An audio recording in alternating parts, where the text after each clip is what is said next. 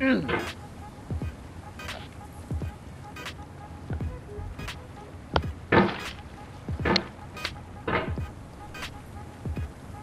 no feeling more intense than starting over.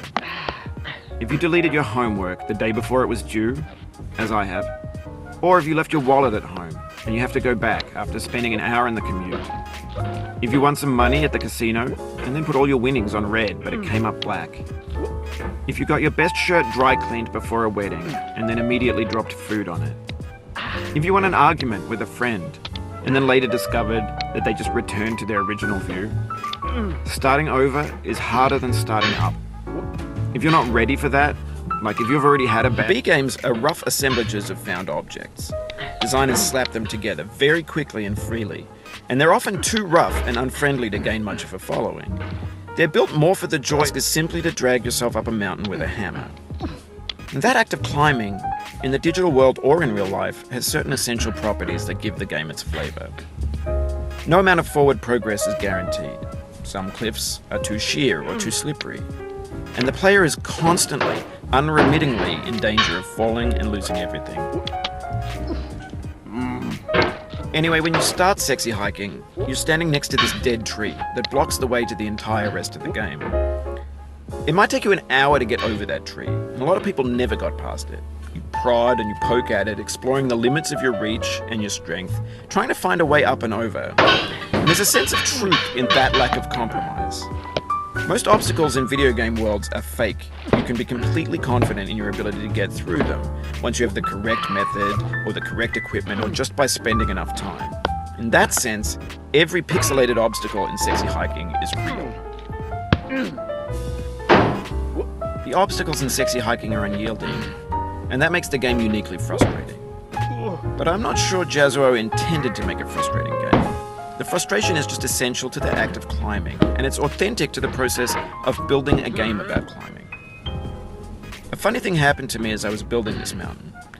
I'd have an idea for a new obstacle, and I'd build it, test it, and it would usually turn out to be unreasonably hard. But I couldn't... When you're building a video game world, you're building with ideas. And that can be like working with quickset cement. You mold your ideas into a certain shape that can be played with, and in the process of playing with them, they begin to harden like rock. And at that point, you can't change the world, not without breaking it into pieces and starting fresh with new ideas. For years now, people have been predicting that games would soon be made out of prefabricated objects, bought in a store and assembled into a world. And for the most part, that hasn't happened, because the objects in the stores are trash. I don't mean they look bad or that they're badly made, although a lot of them are. I mean they're trash in the way that food becomes trash as soon as you put it in the sink. Things are made to be consumed and used in a certain context, and once the moment is gone, they transform into garbage. In the context of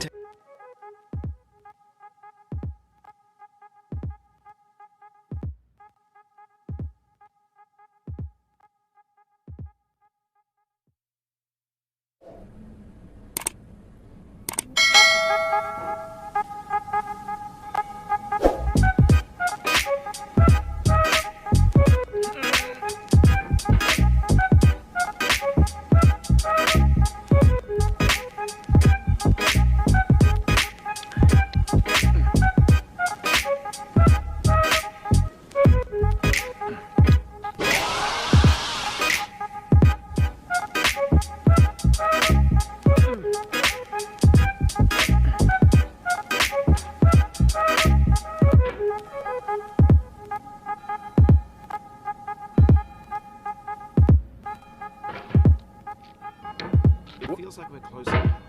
Composer and climber, designer and user. You could have refused, but you didn't. There was something in you that